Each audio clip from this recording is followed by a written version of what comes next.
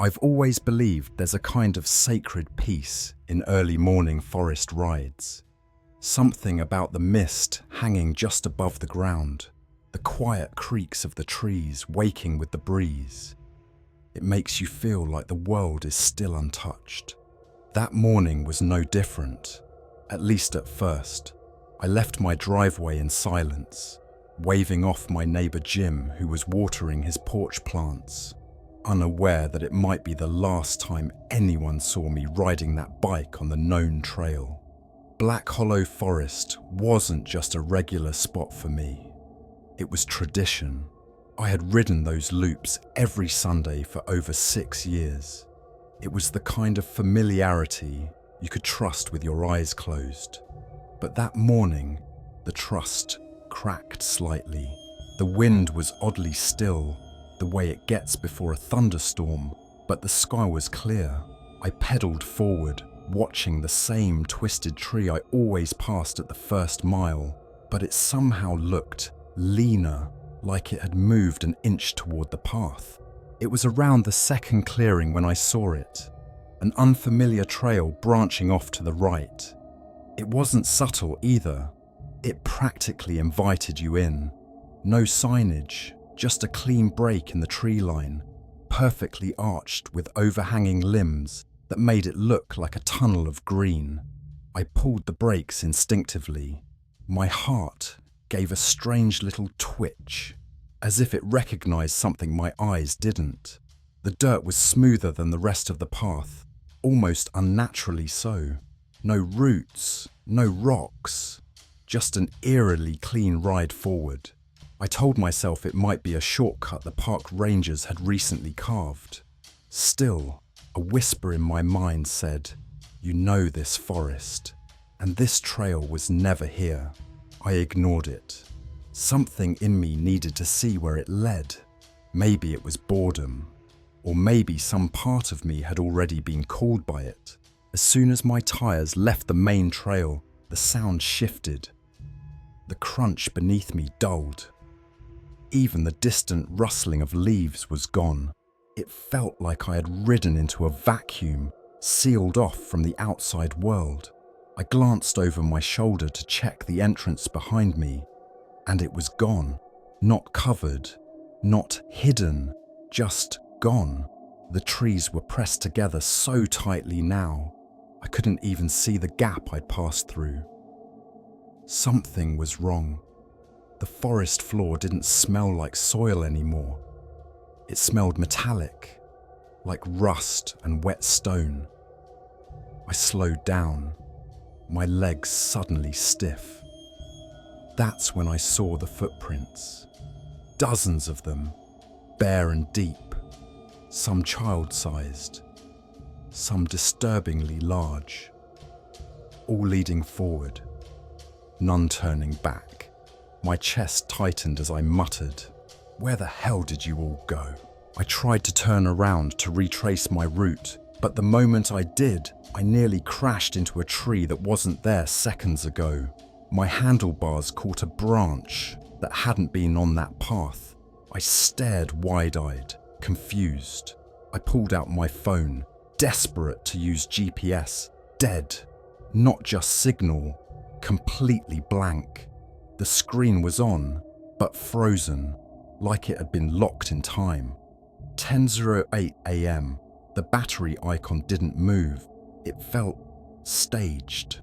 Then came the faint sound of a bell, not a warning bell, but a soft, rhythmic ding-ding, like an old child's bike bell echoing in the distance. My mouth went dry.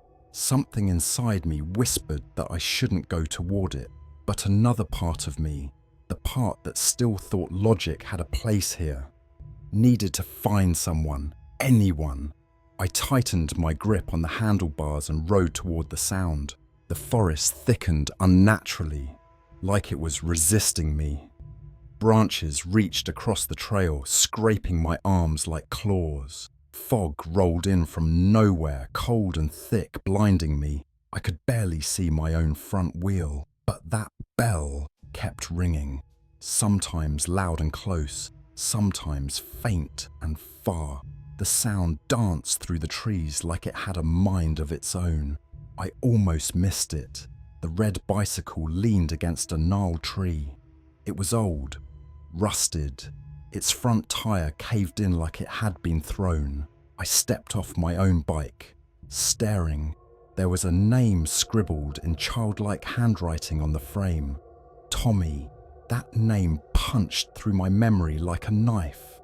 Tommy Granger, 10 years old, disappeared while camping with his father in this forest. They never found a trace of him. And now, his bike was here, untouched, preserved like it had been waiting. That's when I heard the laughter, soft at first, then sharp. Children's voices, giggling, whispering, circling me in echoes. I spun in every direction, flashlight shaking in my hand. "Who's there?" I shouted, barely managing to sound brave. A voice giggled back right by my ear. "You found us."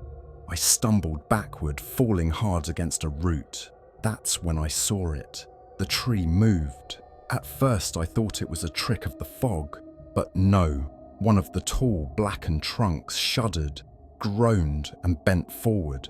Bark peeled away like flesh, revealing something horribly human underneath. Eyes, mouth, a jaw that opened too wide. It spoke in a voice like cracked wood.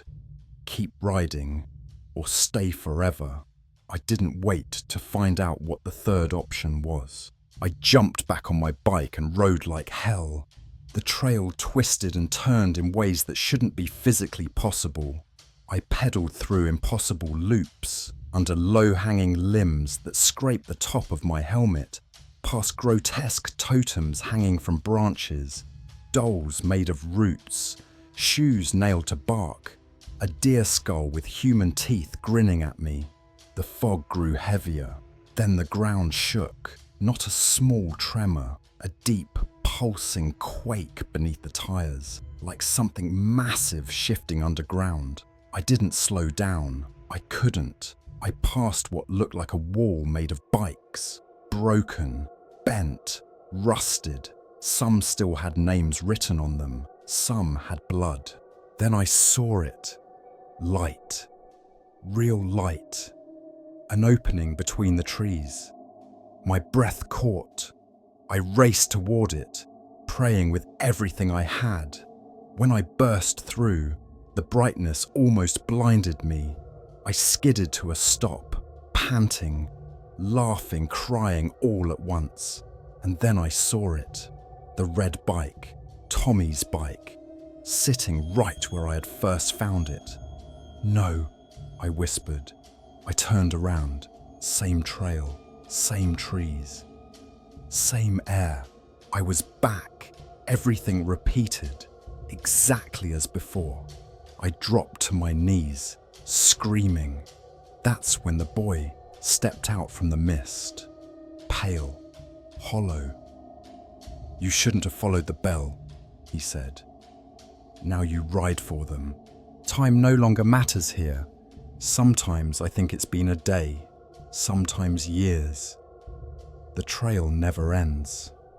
I've met others, faces I recognize from missing posters, their eyes empty, locked in eternal pedaling. We pass each other without words, like ghosts stuck on a ride they never chose. Sometimes I hear the laughter, sometimes the screams. But the worst part, the trail still calls new riders. Every now and then I hear tires behind me. Another fool who thought they knew these woods. Another who believed the forest was just trees and dirt. But it's not. It's alive. And once you hear the bell, it owns you.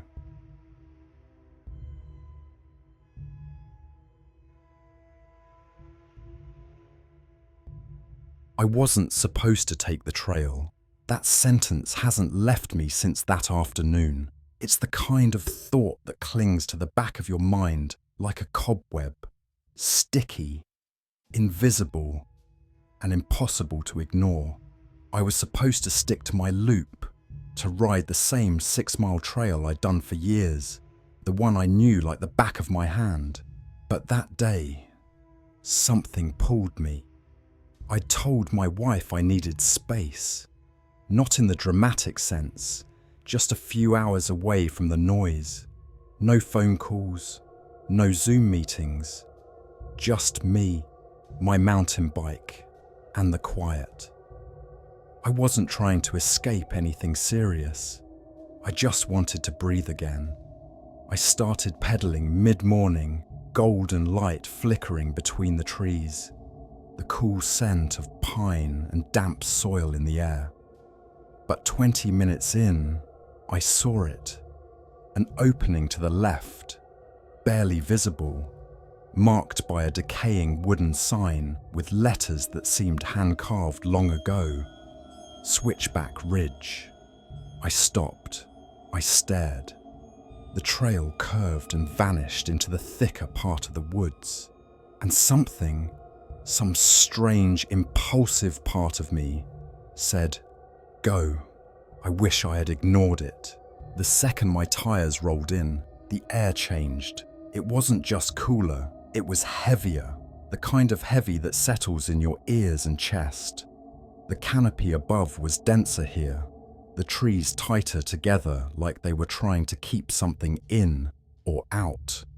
And the silence, God, the silence, was unnatural. I glanced at my phone.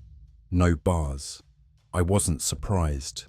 This part of the woods was always a dead zone. But still, it added to the isolation. I rode slowly now, my senses heightened. The leaves under my wheels sounded louder, like they were the only thing allowed to make noise.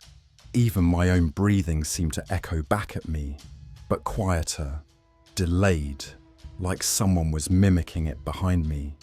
Then I saw the trees, scarred, one by one, each marked by a single vertical gash, deep and long, maybe 6 feet up, as if made by something tall or angry.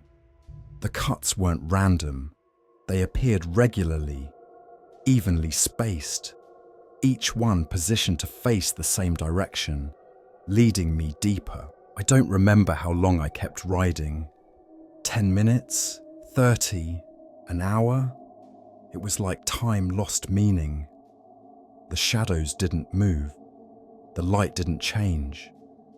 It felt like I was riding in place or looping. But I was moving. My muscles burned. Sweat soaked my back, and my calves ached. Then I passed a fallen tree. It had a distinct shape, like a bent elbow reaching out of the ground. I passed it again 10 minutes later, and then again. I was looping, or the trail was lying to me.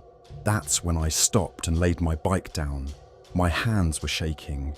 I called out, "Hello?" But my voice didn't carry. It dropped off like a stone in a deep well. I shouted again, louder.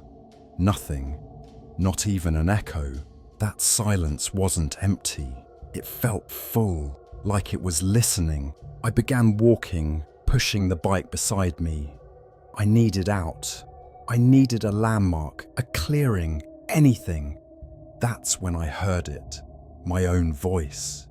Faint, whispering, repeating the word I'd shouted minutes earlier. "Hello?" I froze. My heart slammed against my ribs. "Who's there?" I called. No answer. Then, after a moment, the same whisper returned, slightly closer. "Who's there?" Not mocking, mimicking, as if it didn't know the meaning of the words, just the shape of them. I turned in a slow circle. No one, no footsteps, nothing moved, and yet I felt something watching. I couldn't take it anymore.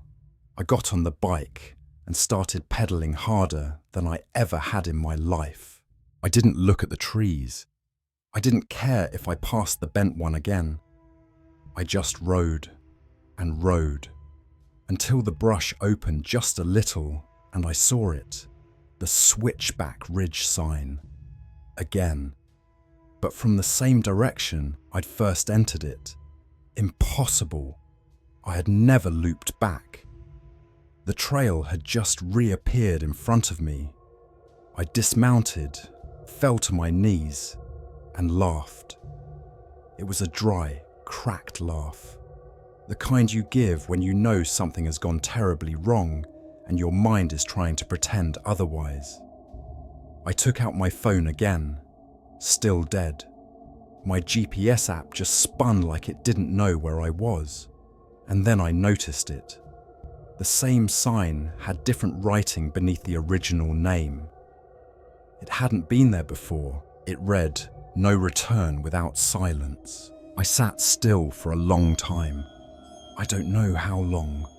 Maybe hours. Maybe minutes. I only moved when I heard footsteps. Soft, slow, deliberate. On leaves that hadn't made a single sound until now. They weren't mine. And they were getting closer. I stood up too fast, my legs wobbling. The steps stopped. I looked behind me. Nothing. I shouted again, desperate now. And this time, the whisper didn't mimic. It growled. A long, low growl that wasn't human, but wasn't animal either. Something in between. Something pretending. I ran. Branches whipped my face. Thorns caught my sleeves, and yet I didn't stop. Not when I heard the growl move. Not when it followed. Just as my legs began to give out, I saw it. A structure up ahead, an old ranger cabin, half rotted but standing. I didn't question it.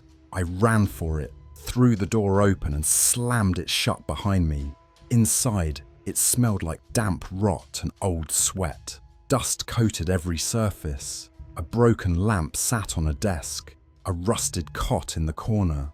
But it was shelter. I curled into the far wall and tried to control my breathing. And then I saw them. Photographs. Dozens. Pinned to the wall. All different people. All standing in the woods. All with the same expression. Wide-eyed. Mouths open in horror. And in the background of every photo, blurred just beyond the focus, something tall. I backed away, my heart hammering. Under the desk, I found a torn piece of paper stuck to the wood. Shaky handwriting, barely legible. It read, "It doesn't want noise. It doesn't want movement. It lives in silence. It loops the path to feed. If you've seen the sign twice, too late." My stomach dropped. I looked toward the door.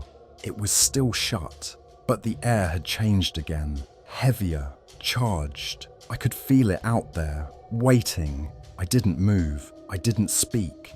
And for hours, maybe the entire night, I sat without blinking, and the breathing never stopped. At dawn, something lifted. A shift, a sound, birds. Finally, I crept outside. The trail looked normal again, brighter. The path back to the main loop was visible. I rode, dazed. I didn't look back, not even once. When I reached my car, it was like the entire forest behind me didn't exist. I checked my phone, suddenly working. GPS perfect. One unread message from my wife. "You okay? You've been gone 6 hours." 6 hours, that's all. It had felt like days. I told no one but my wife. Even she didn't believe the full truth. Who would? I started waking up at night, hearing the growl beneath the house. I stopped biking. I stopped hiking. I still live in the same town, but I never go near those woods. And some nights, I still hear it. A voice repeating mine from the shadows.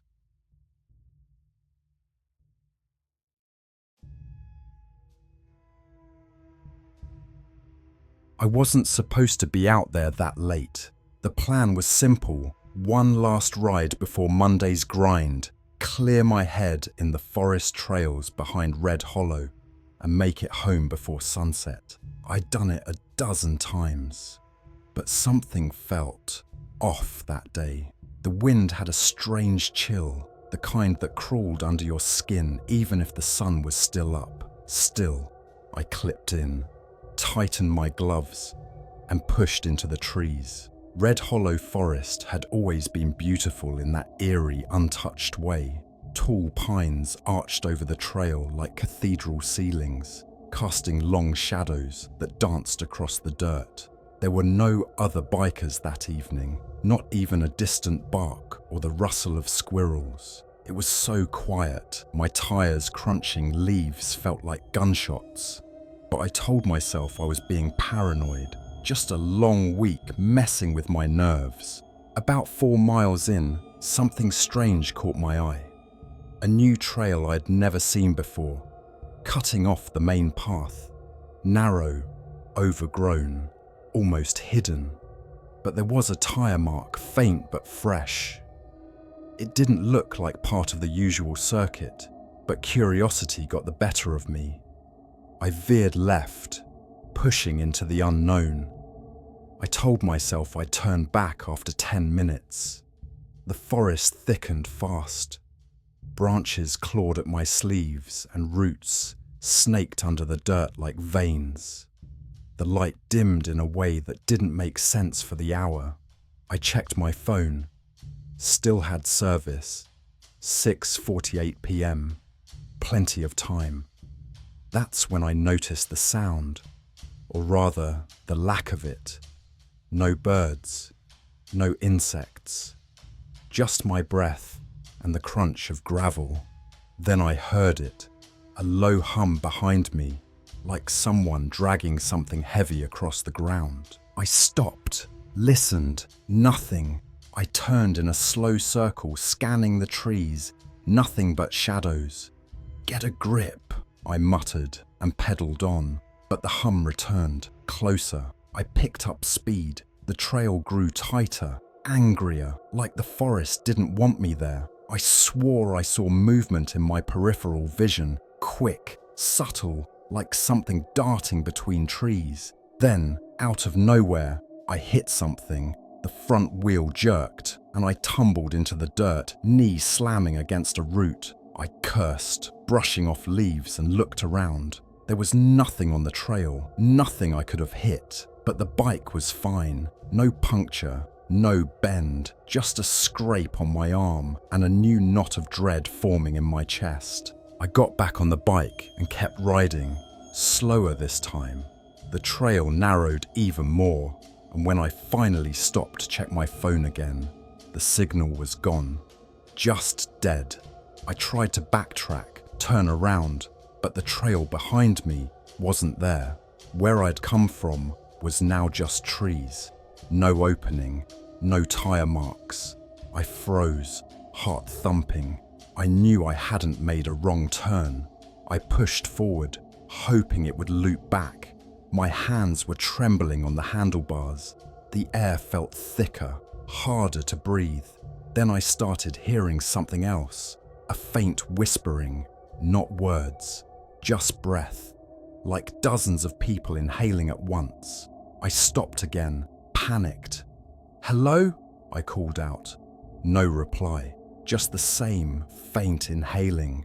I could feel it, close, around me, watching.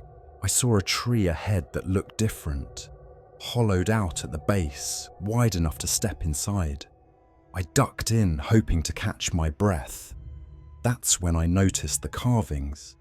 Inside the bark were hundreds of initials, etched deep, some faded, some fresh. And dates. So many dates, going back decades. One caught my eye. DM, 1986. That was the year a local teenager vanished out here. They said he was last seen biking these woods.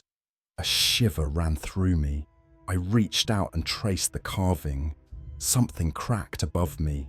I looked up and saw a bundle tied with what looked like hair, human hair. My knees buckled and I scrambled out of the tree, heartbeat thundering. I no longer cared about the trail or the bike. I just needed to get out. I ran, dragging the bike behind me. The light was vanishing unnaturally fast now. Every few seconds I glanced over my shoulder. I kept seeing flickers, pale figures in the trees just beyond reach. Their shapes didn't make sense. Too tall, too still, no faces. My legs burned, my lungs screamed, and yet I couldn't stop. Every time I slowed down, the breath's sounds grew louder, as if closing in. At one point, I screamed, loud, raw. Nothing replied. Nothing echoed. It was like the forest swallowed my voice. That's when the forest moved. Trees in the distance leaned slightly, like they were turning to face me. I don't even remember how I kept going. I just ran and ran until I stumbled into a clearing. Open, quiet. A small wooden shack stood in the center, broken and leaning, but a shelter nonetheless. Relief washed over me like a fever breaking. I limped toward it, calling out again. "Is anyone there? Please!" No response. I stepped inside. Dust. Rot. It smelled like old meat, the kind of stench that never quite fades. But what stopped me cold was the walls, covered in maps of the forest. But they were wrong. Trails that didn't exist. Names I didn't recognize. Circles drawn in red ink. Locations marked with dates. So many dates. The most recent was today's, and it was marked right here. My blood went cold. Behind me, I heard footsteps, not animal, slow, deliberate. I turned, but the door was closed. I hadn't closed it. I reached for the handle and it wouldn't move. It was jammed. Something scratched the wall outside. Long, deep, dragging claws. I backed away, nearly tripping over a crate. Then came a whisper right at the wall. "Stay!" I snapped. I kicked the door open with everything I had and bolted into the woods again. My head spun. I couldn't think, couldn't breathe. The world around me twisted. Every turn looked the same. Every tree had those same carvings. I was stuck. I was caught in something, like the forest had teeth. Eventually, I collapsed. I don't know how long I was down. Minutes, hours. When I opened my eyes, I saw lights, flashlights, voices, people. I screamed again. This time, they heard me. 2 search and rescue guys pulled me out of the brush, stunned to see me. One of them muttered, "Jesus, that's the 3rd biker this year." I asked them what they meant, and their faces went pale. "You don't know? People go missing here, always bikers. The paths shift, maps don't match. Locals don't come out here after dark." I asked if they'd seen the shack, the tree, the whispers. They didn't answer. They led me back. I never rode in Red Hollow again. I sold my bike the next week. But sometimes I dream about that forest, those trees, the whispering, that map with my date circled in red. And I wake up sweating every single time. The last thing I remember is a voice in my head whispering, "You left something behind." I've never figured out what it meant, but every now and then I get the feeling I'm not entirely back.